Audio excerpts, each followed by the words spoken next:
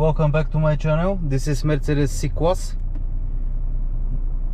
2013. We finished with installation of that 10-inch CarPlay Android Auto display. Our client bring it to us for installation. This is the factory screen.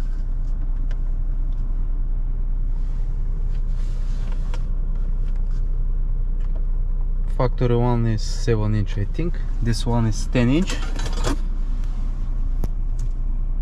I'll show you how to activate the factory parking camera, because you have to change the settings in the menu.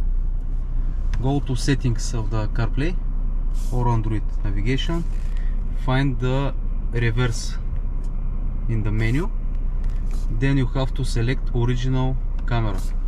Go back and switch to rear gear.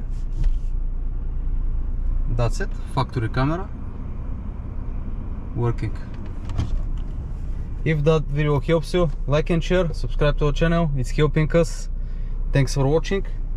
See you again in next video. You can write a comment what kind of video you want me to make. I'll make it. See you.